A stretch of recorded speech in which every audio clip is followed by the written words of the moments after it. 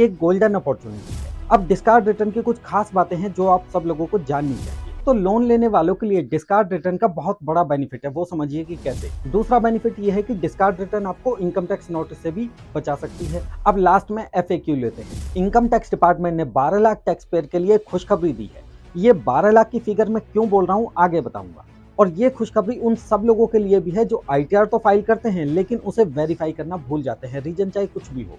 उनके लिए एक गोल्डन अपॉर्चुनिटी है। Actually, this option is not only for the taxpayer who forgot to verify their returns, but there are other cases also for whom department bring this discard return option on the income tax portal.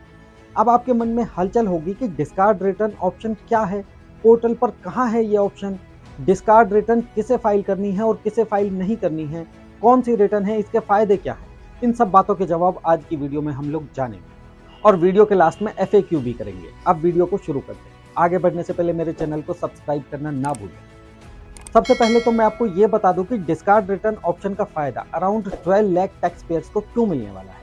आप सोच रहे होंगे कि मेरे पास ये exact number कहाँ से आया। तो आइए सबसे पहले इस नंबर का ही एक अल्ट्रासाउंड कर लेते हैं। देखिए, असेसमेंट ईयर 23-24 के लिए अभी तक टोटल आईटीआर जो फाइल हुई हैं वो हुई हैं 7.74 करोड़, यानी 7 करोड़ 74 लाख आईटीआर, जिसमें से अभी तक 7 करोड़ 62 लाख रिटर्न ही वेरीफाई हुई है। यानी कि अभी तक 12 लाख टैक्स पेयर ऐसे बचे हैं जिन्होंने अपनी आईटीआर को वेरीफाई नहीं किया है। उन सब के लिए ये एक गोल्डन अपॉर्चुनिटी है। बल्कि मैं यूं कहूंगा कि सभी 7.74 करोड़ टैक्स पेयर को एक बार इनकम टैक्स पोर्टल पर जाकर ये चेक करना चाहिए कि उनकी आईटीआर कोई ऐसी बाकी तो नहीं बची जो कि वेरीफाई होने से अभी तक बाकी बची। दोस्तों, डिस्कार्ड रिटर्न आईटीआर 1, 2, 3, 4 की तरह कोई नॉर्मल रिटर्न नहीं है, बल्कि ये कंप्लाइंस है जो कि करना जरूरी है। और 31 दिसंबर 2023 तक ही इस ऑप्शन को यूज किया जा सकता है। लेकिन किसे डिस्कार्ड रिटर्न ऑप्शन यूज करना है और इसकी खास बातें क्या है आगे बताऊंगा, बने रहिए मेरे साथ। अब बाकी के सवालों के लिए सीधा इनकम टैक्स पोर्टल पर चलते हैं और देखते हैं कि ये ऑप्शन कहां पर है और कैसे यूज करना है। देखिए, डिस्कार्ड रिटर्न ऑप्शन क्या है। डिस्कार्ड रिटर्न, जैसे कि नाम से ही पता चलता है कि किसी रिटर्न को डिस्कार्ड करना, यानी कि किसी चीज को खत्म करना, अबॉलिश करना या फिर उसकी वैलिडिटी को खत्म करना। तो डिस्कार्ड रिटर्न ऑप्शन से आप एक रिटर्न को खत्म कर सकते हो और उसके बाद वो रिटर्न पोर्टल से भी रिमूव हो जाएगी। लेकिन क्या सभी रिटर्न को पोर्टल से रिमूव किया जा सकता है? देखिए, इनकम टैक्स पोर्टल पर डिस्कार्ड रिटर्न ऑप्शन तक जाने के लिए इनकम टैक्स पोर्टल पर लॉगिन कर लें और लॉगिन के बाद यहाँ ई फाइलिंग ड्रॉप डाउन मेन्यू में इनकम टैक्स रिटर्न फाइलिंग पर जाएं और वहां से ई वेरीफाई रिटर्न पर क्लिक करें। लेकिन एक बात का ध्यान रहे कि ये सभी चीजें 7.74 करोड़ टैक्स पेयर को चेक करनी चाहिए। अरे भाई, भारत की जनता ही तो 142 करोड़ है, लेकिन रिटर्न भरने वाले तो बहुत थोड़े से लोग हैं। और इतने कम टैक्स पेयर क्यों हैं, इसके लिए मैंने अपने चैनल पर ये वाली रील बनाई है, आप देख सकते हैं। तो जब आप ई वेरीफाई रिटर्न पर क्लिक करोगे तो आपको दो ऑप्शन दिखाई देंगे, ई वेरीफाई ऑब्लिक डिस्कार्ड रिटर्न। अब आप देख रहे हैं कि इस ऑप्शन के नीचे कुछ भी नहीं है। ऐसा इसलिए है क्योंकि ये लॉगिन मैंने अपने खुद के पैन से किया हुआ है और मेरी कोई भी रिटर्न ऐसी नहीं है जिसकी वेरिफिकेशन अभी तक पेंडिंग हो। लेकिन 12 लाख लोगों की वेरिफिकेशन अभी भी पेंडिंग है और हो सकता है कि आप उनमें से एक हो। इसलिए आप सभी लोग ये चेक करें कि क्या आपकी कोई रिटर्न ऐसी तो नहीं है जिसकी वेरिफिकेशन अभी तक पेंडिंग हो और जो इस डिस्कार्ड रिटर्न ऑप्शन के अंडर शो कर रही हो। अगर कोई रिटर्न ऐसी है जो डिस्कार्ड रिटर्न ऑप्शन में शो करती है तो आप उसे डिस्कार्ड कीजिए और नई रिटर्न फाइल कीजिए। अब सवाल आता है कि कौन सी रिटर्न है जिसे डिस्कार्ड किया जा सकता है। दोस्तों, आप सिर्फ उन्हीं रिटर्न्स को डिस्कार्ड कर सकते हो जिनकी वेरिफिकेशन अभी तक पेंडिंग है और केवल अनवेरिफाइड आईटीआर ही डिस्कार्ड रिटर्न ऑप्शन में शो होती है। अब डिस्कार्ड रिटर्न की कुछ खास बातें हैं जो आप सब लोगों को जाननी चाहिए। नंबर 1, सिर्फ उन्हीं रिटर्न को डिस्कार्ड किया जा सकता है जो आपने सबमिट तो कर दी हैं लेकिन उनकी वेरिफिकेशन अभी तक नहीं हुई। दूसरी बात कि अगर आपने वेरिफिकेशन के लिए अपनी ITR acknowledgement Bangalore CPC centre भेज दी, तब भी आप आईटीआर रिटर्न को डिस्कार्ड नहीं कर सकते क्योंकि डिस्कार्ड के टाइम पर आपसे वह यह कंफर्मेशन मांगता है। तीसरी बात, एक बार आईटीआर को डिस्कार्ड करने के बाद आप उसको रिवोक नहीं कर सकते, यानी कि वो ITR again income tax portal पर शो नहीं हो सकती। लेकिन अगर आपको आईटीआर फिर भी चाहिए तो क्या करें? अरे भाई, करना क्या है, लेट फीस पे करके अगेन रिटर्न आप फाइल कर दो और पुरानी रिटर्न में कोई गलती भी हो तो नई रिटर्न में उसे भी ठीक किया जा सकता है। दोस्तों, अब बेनिफिट्स की बात करते हैं।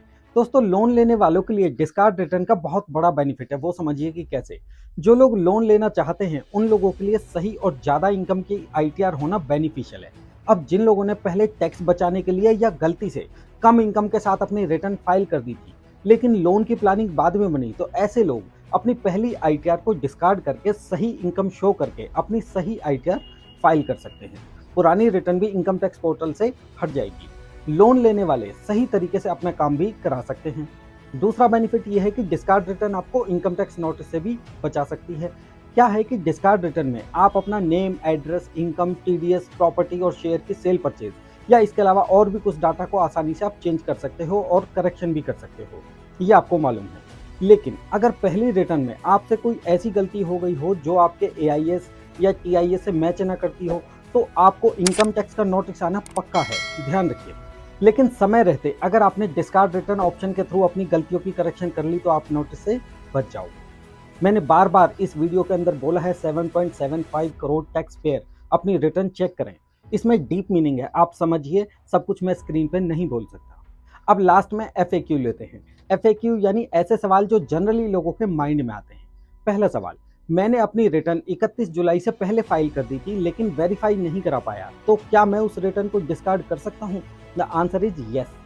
आप उस रिटर्न को डिस्कार्ड करके सही रिटर्न को फाइल कर सकते हो। इसके अलावा जो रिटर्न सेक्शन 139 सबसेक्शन 4 में बिलेटेड रिटर्न फाइल की या फिर सेक्शन 139 सबसेक्शन 5 में रिवाइज रिटर्न फाइल हुई, उनको भी खत्म किया जा सकता है, यानी कि डिस्कार्ड किया जा सकता है और अगेन सही रिटर्न फाइल की जा सकती है। लेकिन एक कंडीशन है कि वो रिटर्न अनवेरिफाइड होनी चाहिए। दूसरा सवाल, मैंने गलती से रिटर्न को डिस्कार्ड कर दिया, अब क्या करूं? द आंसर इज, एक बार अगर कोई रिटर्न डिस्कार्ड हो गई, चाहे गलती से हुई हो या किसी भी वजह से, तो उसके बाद आपके पास कोई सोल्यूशन नहीं है। नेक्स्ट क्वेश्चन, कि रिटर्न को डिस्कार्ड करने के बाद क्या ये जरूरी है कि हम नई रिटर्न फिर से फाइल करें? द आंसर इज नहीं, ये बिल्कुल जरूरी नहीं है कि आप नई रिटर्न फाइल करें। आप फाइल करें या ना करें, it's your choice. Next question, कि असेसमेंट ईयर 22 एंड 23 की आईटीआर की वेरिफिकेशन मेरी पेंडिंग है, क्या मैं उसको डिस्कार्ड कर सकता हूं? The answer is no. आप सिर्फ AY 23 एंड 24 ऑनवर्ड्स की आईटीआर के लिए इस ऑप्शन को यूज कर सकते हो, वो भी सिर्फ 31 दिसंबर 2023 तक। नेक्स्ट क्वेश्चन, मैंने एक आईटीआर 30 जुलाई 2023 को फाइल की थी और 21 अगस्त 2023 को डिस्कार्ड कर दी, जिसे अब मैं 22 अगस्त को अगेन रीफाइल करना चाहता हूं, तो किस सेक्शन के अंदर उस रिटर्न को फाइल करूं? द आंसर इज, एक बार डेट निकल जाने के बाद जो भी आईटीआर फाइल होगी वो या तो बिलेटेड रिटर्न होगी जिसके लिए सेक्शन 139 सबसेक्शन 4 है, या फिर रिवाइज रिटर्न फाइल होगी जिसके लिए सेक्शन 139 सबसेक्शन 5 है। तो दोस्तों, ये थी एक कंप्लीट इंफॉर्मेशन जो कि डिस्कार्ड रिटर्न के लिए एप्लीकेबल है, जिसके अंदर मैंने सारे प्रोविजंस, एक एक बात, डीप एनालिसिस, सब कुछ कवर किया है। आशा करता हूं आपको मेरे द्वारा बनाई गई वीडियो पसंद आई तो मेरे चैनल को लाइक, शेयर, सब्सक्राइब करना ना भूलें। नमस्ते।